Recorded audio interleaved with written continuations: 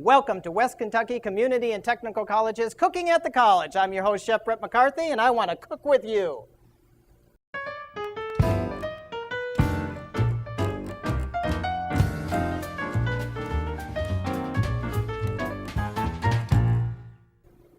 Welcome to Cooking at the College. I'm your host, Chef Brett McCarthy, and we're going to be doing some things that I think are very traditional and very southern. We're going to be making biscuits. We're also going to be doing fried chicken, and we're going to be making a white gravy as well.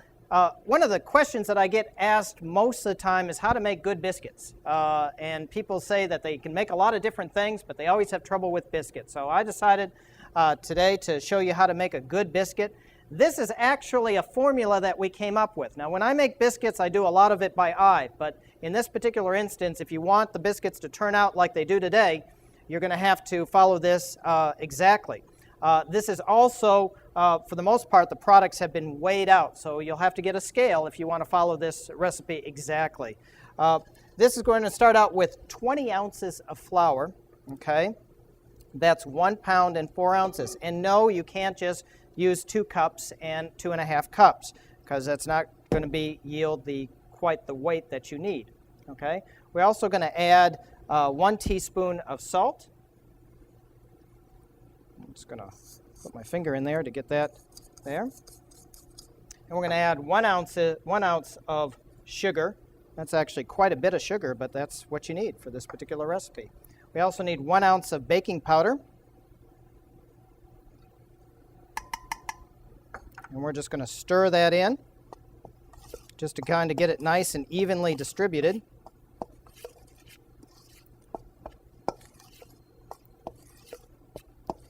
You're then going to add 7 ounces of unsalted butter. Now, I've had this butter. I cut it up into big pieces, and I'm going to actually blend it into the flour.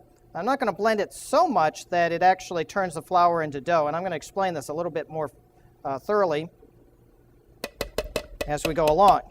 But by doing it into the large chunks, it's going to be more easier for me to cut in. This is what they call cutting in, and this is actually a pastry blender right here. And we're just going to take that and cut it in. Now, I like this particular pastry blender because it's got the hard blades on it, and it doesn't have a tendency to bend like some of those more cheesy ones do. This is actually what they call a good grips, and you can buy this in any home kitchen store. And what you're trying to do is take that butter and thoroughly mix it till you have relatively, I'd say, dime size to pea size, somewhere in between pieces of butter. Now, at home, a lot of times I'll use lard, and I like lard, but this particular recipe calls for all butter. And I really like this, and what I'm trying to do is get a nice, even distribution without making a dough. So you don't want that butter too soft. You want that butter still pretty cold. All right? But you want it soft enough that you'll be able to break it up easily. Okay. So now we're going to add 12 ounces of buttermilk, and I do use a whole milk buttermilk. I think if you're going to do something, do it right. Low-fat buttermilk is just not going to give you what you want. I'm going to pour in that 12 ounces. And we're going to stir that around.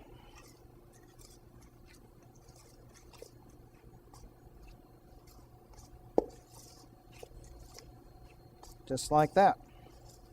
And you don't want to over stir this. This is something that you really want to do by hand. You don't want to do this in a mixer unless you're very careful, because you don't, with biscuits, the only leavening agent you really have is the baking powder. The butter does offer a little bit of leavening from the steam that it produces. Okay. I'm going to have to get my hands in there. When we come back in just a moment, I'm going to show you how to roll this out properly and how to cut it and everything, and then we're going to get it right into the oven. So we'll see you back in just a moment.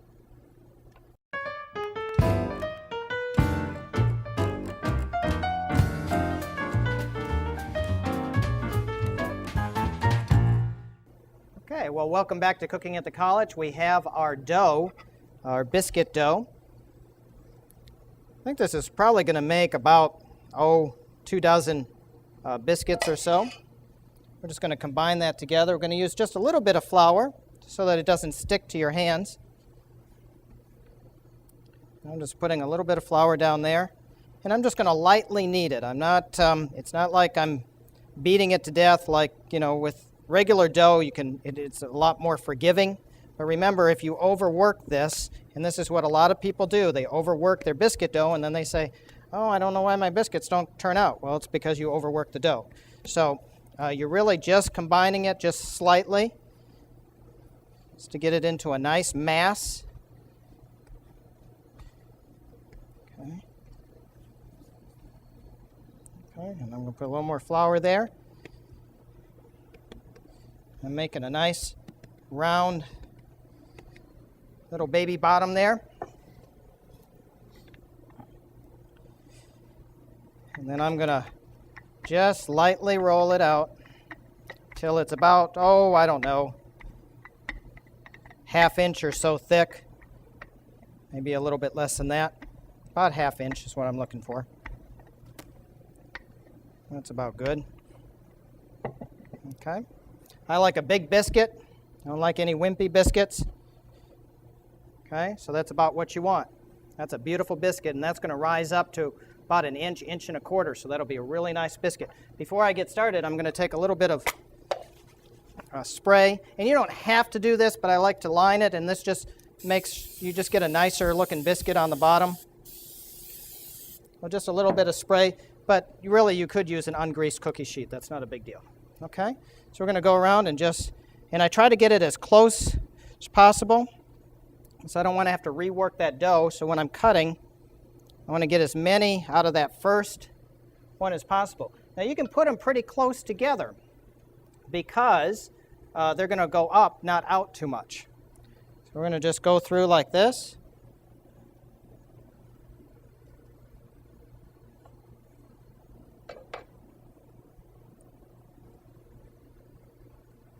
And by the way, you can't really do these too far in advance, but what you can do, if you do want to have them ready, is you can freeze them on a sheet pan and then put them in a bag, a regular Ziploc bag, and then they're ready to go right out of the freezer.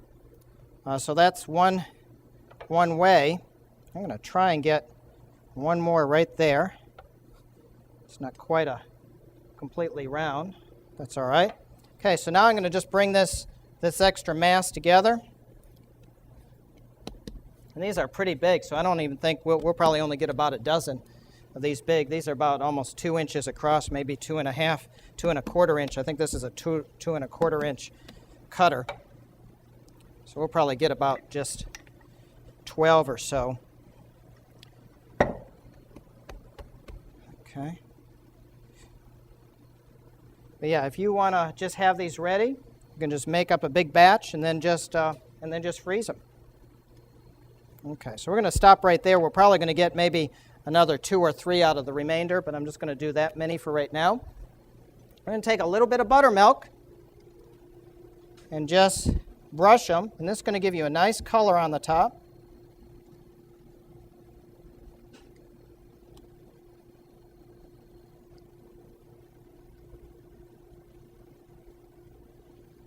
Like I said, I'm always amazed that you can't get, a lot of people don't know how to make good biscuits, especially in the South, but that's all right. That's what I'm here for. Okay, so we're going to put this in a very hot oven, 425 degrees for about 10 to 12 minutes. At that point, when they have, almost not quite doubled in size, and they're nice and brown, they'll be ready to go, and this is something that you want to eat, obviously, right out of the oven. You can serve it with strawberry jam, but we're going to be doing it with a white gravy. We're also going to be making some fried chicken. So we'll see you back in just a moment.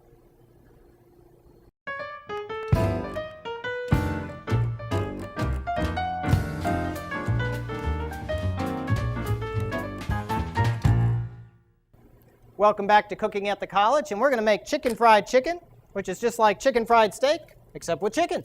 So we're going to start with taking a little bit of plastic wrap. I'm going to put that on my cutting board, and I'm just going to lightly pound these chickens. Now, the reason why I'm putting a little plastic wrap for you very sanitation, serve safe kind of people is that this will not get my cutting board dirty, and if I use my cutting board again, I won't have to worry about cross-contamination. Well, I'm going to put another piece of plastic on top, and that also is going to protect against cross-contamination because I won't get the splatter as I use the meat mallet. So this is really good. And I'm just going to lightly pound them, and this is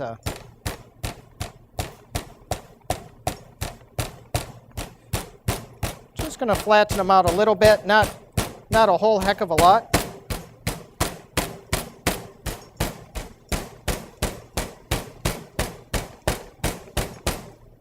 Okay.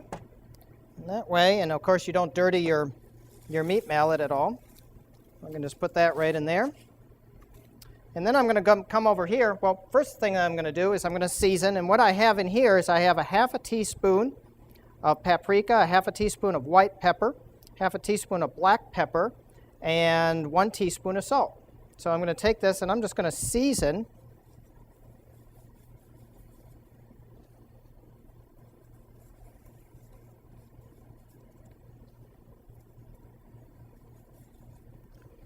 my breasts. Chicken breast. You're using a skinless chicken breast.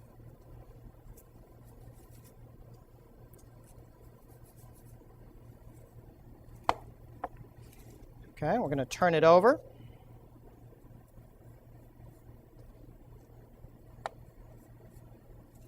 And this recipe is just enough for about four breasts, so it works out really nice. Why am I not just seasoning my flour? Well, I think it tastes better this way. So this is kind of a traditional way of doing it. This is just enough. Sorry for the noise. All right, so we're just going to pick that up, just like that. And then we're going to just take this and we're going to put it in a little bit of flour. And that's just to seal in the seasonings. Now, if I put that in the egg wash before I put it in the flour, all the seasonings will wash off. So we don't want to do that. I'm going to do that, and then I'm going to put it in an egg wash. And an egg wash is just about half eggs and milk. This is about 2 eggs and about a half a cup of milk or so, okay, estimated. Okay, and we're just going to put that in just like that.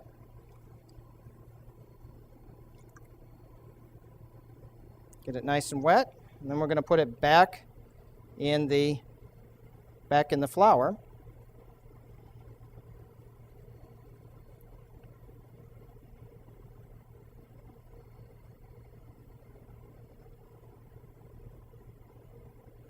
And you don't need this much flour.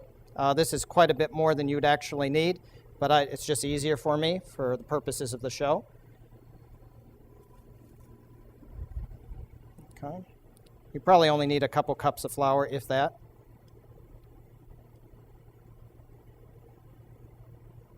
Shake that out.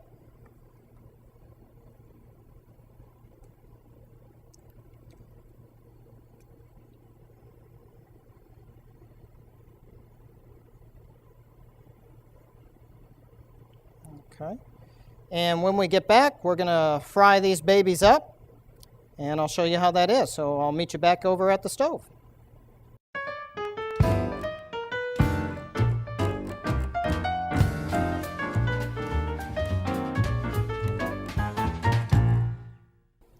Welcome back to Cooking at the College. I'm your host, Chef Brett McCarthy. We are doing biscuits and some southern fare. This is chicken fried chicken today, as well as a white pan gravy. Now, what I have in here, and it's something of a preference for me, I have Crisco, and I have real Crisco. I like the brand Crisco for this particular purpose. I wouldn't always use Crisco, but I like it for this particular purpose. And I have about, for the pan, this is an 18-inch pan, so I have about 3 cups of Crisco in here. Of course, you don't need that much necessarily, depending on the size of your pan. But you want to have it about so that it covers about half the chicken when you go to fry it. So I'm going to put that in there, make sure that it's all preheated. And this is preheated, so it should start to sizzle. So you can see just a portion of it is exposed. And you might have to regulate that heat just a little bit. This is going to take, approximately 6 to 7 minutes per side, not even. You want to do it so that it will be 160 degrees internal temp. Those who are really good at it can tell just by looking at it and that it's nice and brown. But I usually check it with a thermometer just to be on the safe side. So you want about 165 internal temp at the, I put it in on the side. I'll show you how that's done as soon as we get to that point in the show. So that's basically it. In fact, this is actually just a little bit too much oil because I don't really want to deep fry them. I want to pan fry them. And the difference between pan frying and deep frying is you're not submerging the entire product. You're only putting a portion of it. You want it to continue to sizzle. If it starts to cool off or something like that, you want to put the flame up a little bit more. If it starts to smoke, turn the flame down a little bit. So you don't want to have it too hot or too cold. I have it at about a medium heat.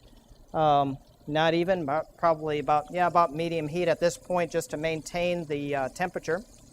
But the temperature that you want is approximately 360 degrees to 375 degrees. But if it's still bubbling and cooking just right, that's the temperature that indicates that it's the temperature that you want. The Crisco is going to give it a nice, good outer crust and make it very tasty. So I really like that product. Okay. So we're going to get back in just a minute, and when we come back, you're actually going to see them taken out, and then we're going to start with our white pan gravy. So we'll see you back in just a moment.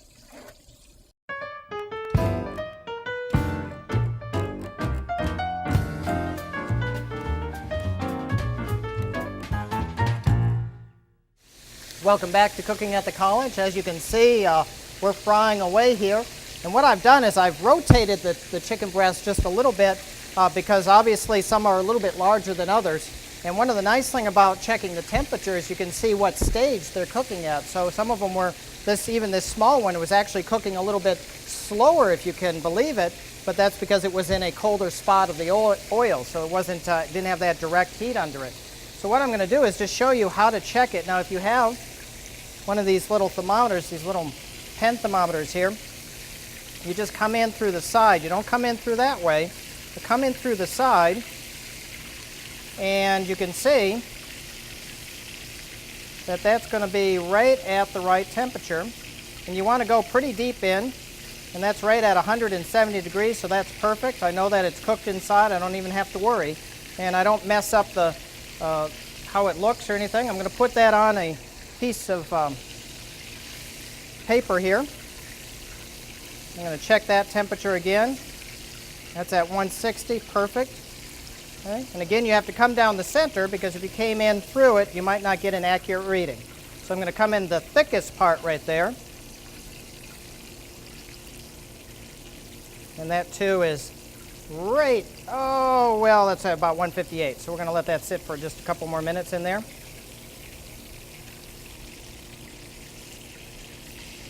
And that's just at about 140. So we're going to let those two cook out for just a little while.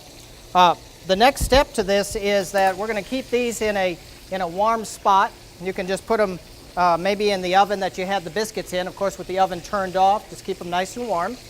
And then from there we're going to pour off all but a couple tablespoons of this oil and reserve a couple tablespoons, and then I'm going to show you how to make your white pan gravy. So when we get back, we'll start off with the white pan gravy, and we'll see you back in just a minute.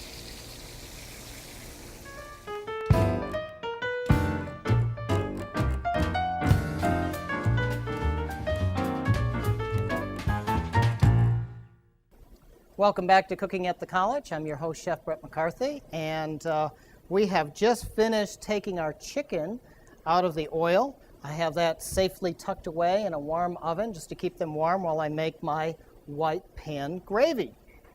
Now, the first thing that I'm going to do is I'm going to pour off some of this excess oil. I only need about 2 or 3 tablespoons worth. And I really want to get all these nice little brown bits. I want to kind of keep that in the pan. So I don't want to pour that off. So I'm just going to duck out for just a second as I pour off that excess. And remember, this oil is very hot, so don't put this in something plastic or you're going to have a mess on your hand. Okay. All right, so we get all those nice little brown bits. And depending on how white you want your white gravy, you might not want to have all these brown bits. So I'm going to take out just a little bit, some of the excess here. And just take out some of those big pieces there. And then I'm going to turn on that heat. So I got a little flameage there. Okay, and I'm going to put, about 1/8 of a cup to start out with. I have a 1/4 cup just in case. Okay, and I'm going to turn that heat down. You don't want it too hot. Okay. Add a little bit more flour there.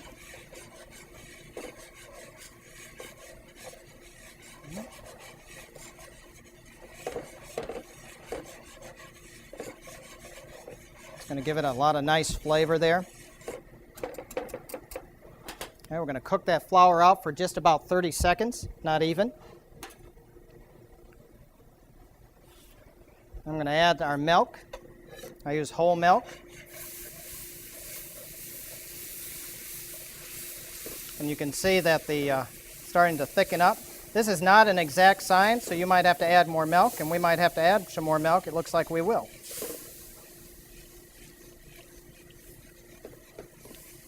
We'll see.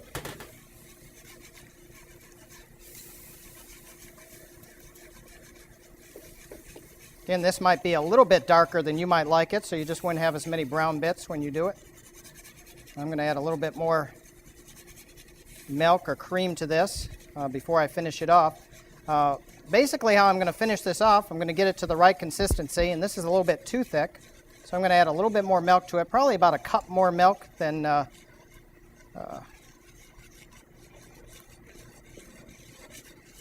what we have here. And then I'm going to just season it up with a little salt and pepper. So this is a little bit thick, so I'm going to add a little bit more cream to that. Okay. When we get back, you're going to see how this all comes together, and I'll see you back in just a minute.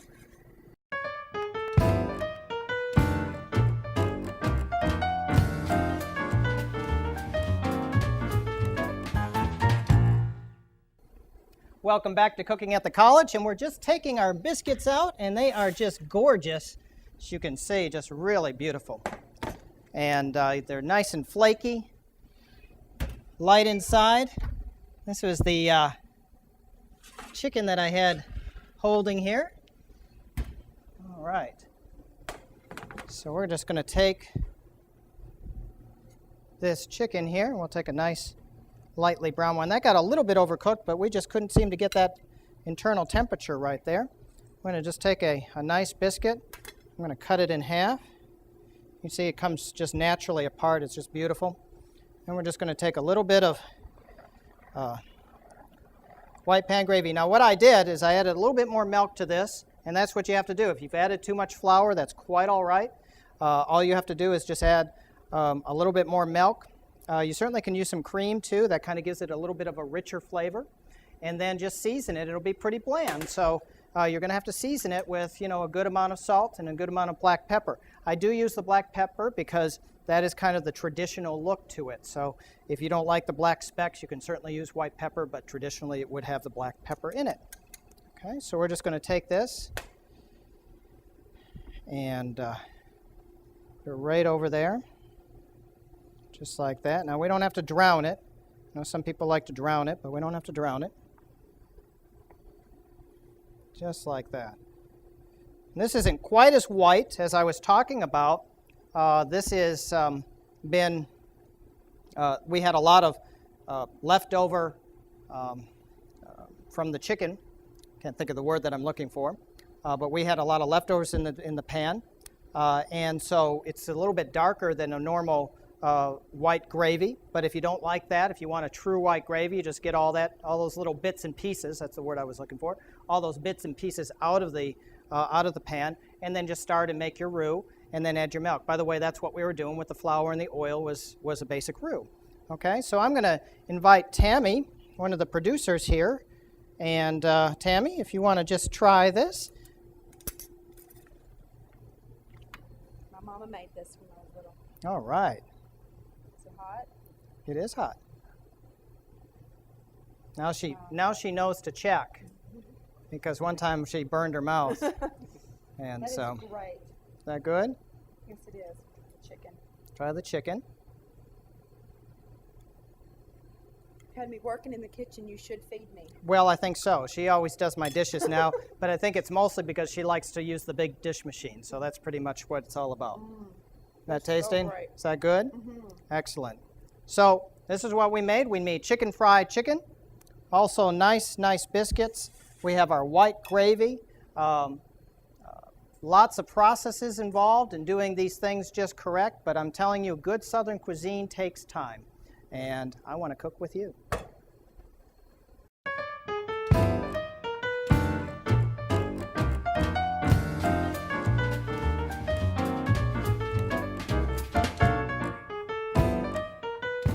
Welcome to West Kentucky's Community and Technical College.